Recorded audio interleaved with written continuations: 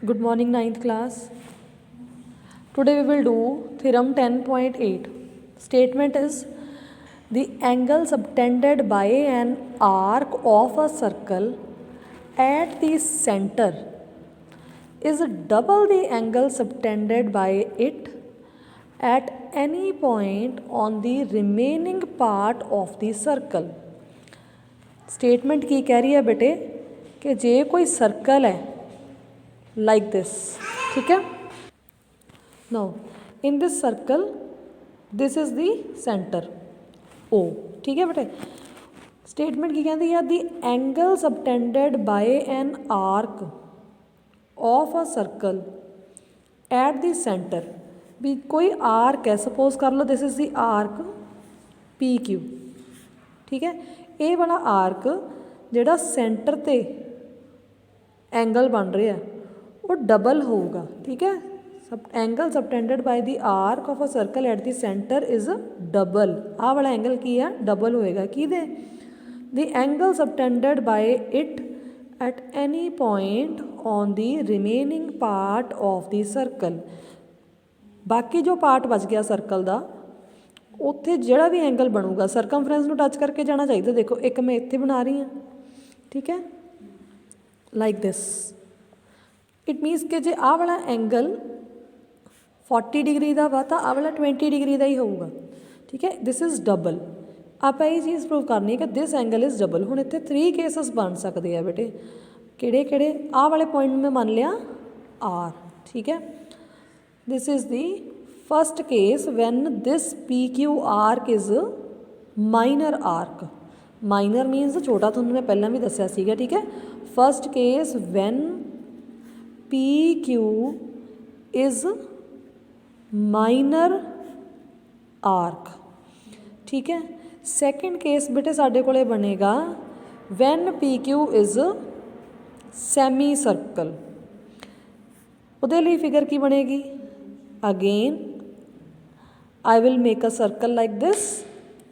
This is the center O, और जो P Q arc है वो हुण मैं सेंटर दे विचों पास करके इस तरीके नाल बनाऊँगी, चाहे आप ऊपर वाला ना मान लीजिए चाहे नीचे वाला। हुण मैं नीचे वाला पी क्यू आर्क बनूँगी, ठीक है।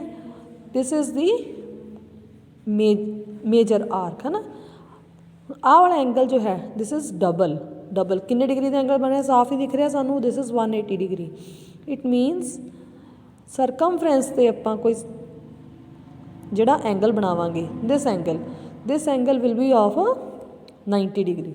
हाफ ही आपां शो करना ना कि हाफ है, ठीक है। आपां नूं वैसे ही दिखेगा P Q R. Third figure की बनेगी बेटे अपने कोले, this is second case when P Q is a semi circle, ठीक है। P Q is semi circle. First case हो गया when P Q is minor arc, छोटा जिहा आर्क है। Second case when P Q is semi circle. Third case बनेगा बेटे when P Q is a major arc. When P Q is a major arc, suppose this is a circle and this is the centre O. हुण मैं P Q बेटे इस तरीके नाल बना रही हाँ, लाइक दिस, ठीक है। This is P, this is Q. आ वाला जिहड़ा आर्क है, ठीक है, this is now major arc. हुण इधर असी सरकमफ्रेंस नूं टच करके इस तरीके दे नाल बेटे एंगल बनावांगे। असी ये शो करना कि दिस एंगल, ये बड़ा एंगल है ना, मोर दैन 180 डिग्री है, जो फिर इत्थे बनूगा ओदा दिस इज़ हाफ, और we can say angle at the centre is double than the remaining part of the circle, ठीक है। Again P Q R. Third case की है बेटे अपना when P Q is major arc. When P Q is major arc. Arc है तो आप P Q के उपर इस तरीके दे नाल मेजर का साइन पावांगे, ठीक है।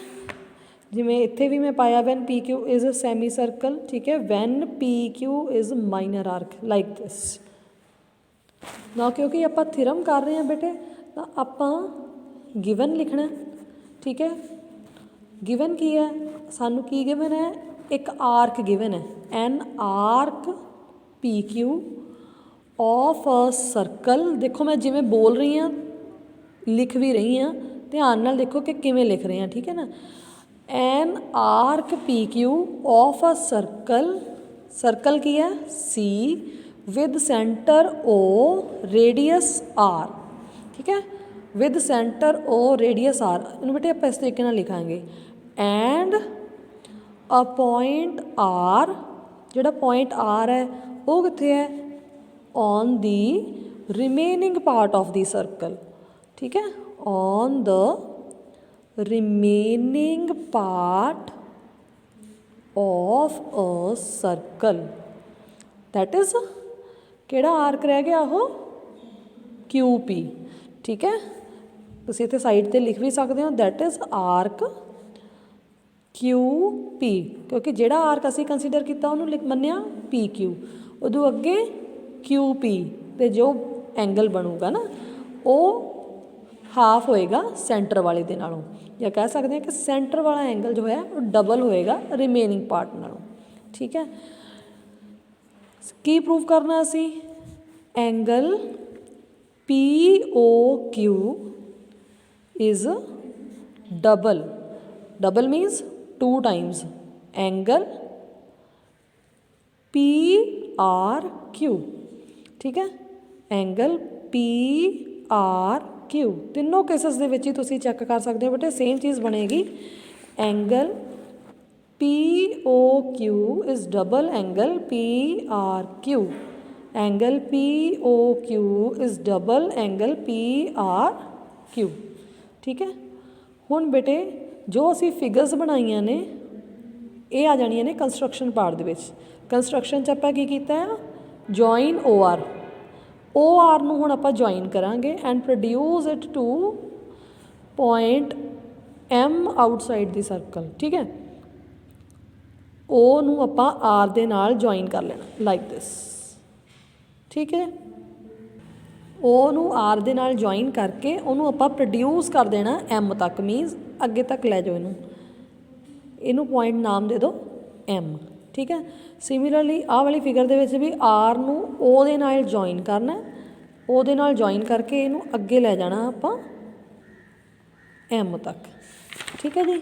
Similarly in this figure also R नूं ओ दे नाल जॉइन करना, ठीक है, जॉइन करके उन्होंने अगे लेके जावांगे एम तक।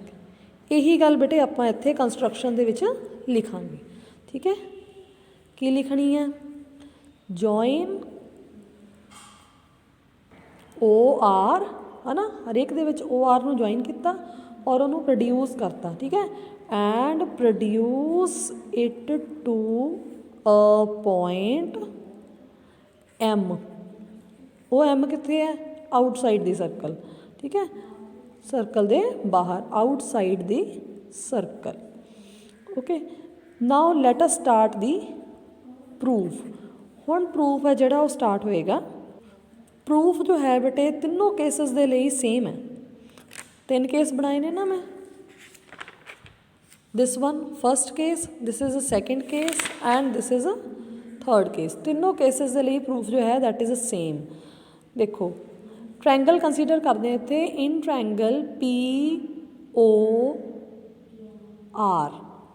मैं फस्ट केस की फिगर जिहड़ी हैगी आ उहनूं कंसीडर कर रही हाँ इत्थे, ठीक है। फस्ट केस की जो फिगर है उहदे विच बेटे this angle and this angle, this is angle number 1, ठीक है, दिस इज़ एंगल नंबर, इन्ना क जो एंगल है this is angle number 2, this is angle number 3, this is angle number 4। बड़े ध्यान दे नाल तुसीं देखना, angle 1, angle 2, angle 3, angle 4 and आ वाला जो एंगल है this is 5, this is angle 6। तीनों फिगर्स दे विच नहीं मैं बनाऊँगी बेटे, एक ही फिगर दे विच बना के तीनों का प्रूफ जो है दैट इज़ द सेम, ठीक है। असी की प्रूव करना कि angle 5 plus angle 6 is a double of angle 2 plus angle 4। यही प्रूव करना चाहते हैं ना। Angle P O Q is double of angle P R Q. Now let us start it. मैं की बोल रही हाँ, in triangle P O R, this triangle, in this triangle exterior angle वाली प्रॉपर्टी लगावांगे। किहड़ा एंगल है जिहड़ा एक्सटीरियर है, इहदे लई बाहरला एंगल किहड़ा, एंगल नंबर 5, ठीक है ना। Angle number 5 is exterior angle, और एक्सटीरियर एंगल की प्रॉपर्टी होंदी है कि angle 5 is equals to angle 1 plus angle 2, ठीक है। पर एंगल 1 एंड एंगल 2 जो है दे आर इक्वल, क्योंकि this is the circle, O P is also radius, O R is also radius. ਇਹਦਾ मतलब जे ये आइसोसलेस ट्रायंगल है और आइसोसलेस ट्रायंगल के ऑपोजिट ਜਿਹੜੇ एंगल्स होंगे ने वो भी की होंगे ने इक्वल। तो पहला मैं ये सारी गल बेटे लिख ली है। चलो, in triangle P O R, P O R दे मैं की क्या सीगा, एंगल 5 इज़ एक्सटीरियर एंगल, की है वो एक्सटीरियर एंगल। जे वो एक्सटीरियर एंगल है, this implies angle 5 is equals to angle 1 plus angle 2, ठीक है ना। Angle 5 is equals to angle 1 plus angle 2, ठीक है। ये एक्सटीरियर एंगल की प्रॉपर्टी है। नाल तुसीं मैंशन कर सकते हो exterior angle is equals to sum of opposite interior angles, ठीक है, this due to this property। now आप कहेंगे but angle 1 is equals to angle 2, angle 1 और एंगल 2 ने जेडे वो आपस दे विच इक्वल ने, why, because O P O R both are radius. O P OP is equals to OR is a radius of the circle, ठीक है। इट मीन्स मैं लिख सकती हाँ angle 5 is equals to angle 1 plus angle, I will write here angle 2, ठीक है। Angle 2 plus angle 2, और मैं 2 ही क्यों लिख रही हाँ, क्योंकि मैनू ये 1 की लोड़ नहीं हैगी, मैनू 2 की लोड़ है, ठीक है। So it means angle 5 is equals to 2 times angle 2, ठीक है बेटे। इनू आप फस्ट इक्वेशन मन के छड़ देंगे। अगेन आप हुण फिगर वाल जाइए। हुण आप कंसीडर करांगे ट्रायंगल क्यू ओ आर। इस ट्रायंगल दे विच भी एंगल 6 की है, एक्सटीरियर एंगल है, ठीक है। एक्सटीरियर एंगल है means angle 6 is equals to angle 3 plus angle 4, ठीक है। Let us write it. Angle 6 in triangle, हुण किहड़ा ट्रायंगल है वो, Q O R, Q O R. Angle 6 is exterior angle, ठीक है। I look at the figure once again. Angle 6 in triangle Q O R, angle 6 is exterior angle. Then angle 6 is equals to angle 3 plus angle 4, ठीक है। Angle 6, this implies angle 6 is equals to angle 3 plus angle 4। Reason again आप same देवांगे, exterior angle is equals to sum of opposite interior angles. But again आप हुण इत्थे की गल कहनी है कि angle 3 is equals to angle 4, क्यों, because O P is radius, O R is radius. जो रेडियस है इट मीन्स कि ट्रायंगल की हो गया, आइसोसलेस। जो आइसोसलेस ट्रायंगल है दैन आप कहांगे कि angles opposite to equal sides are equal, ठीक है। आप कहांगे but angle 3 is equals to angle 4। Reason की देना है बेटे, O Q is equals to O R radius, ठीक है ना। रीजन की दिता बेटे मैं, बिकॉज एंगल हुण जे साइड्स रेडियस इक्वल हो गई, आइसोसेलेस ट्रायंगल हो गया। इस इंप्लाइज आप कहांगे angles opposite to equal sides are equal. Angles opposite to equal sides are equal. यही रीजन बेटे आप इत्थे भी देना सीगा, ठीक है। सेम मैं हुण लिख देनी है, तो मैं लिखना भुल गई पहला। Angles opposite to equal sides are equal, ठीक है। नाउ जी एंगल 3 एंगल 4 आपस इक्वल ने, इट मीनस एंगल 6 ਨੂੰ मैं की लिख सकती हाँ, एंगल 4 प्लस एंगल 4 लिख सकती हाँ, ठीक है ना। मैं 3 नहीं लिखिया, मैं 4 लिख रही हाँ क्योंकि मैनू 4 की लोड़ है, ठीक है।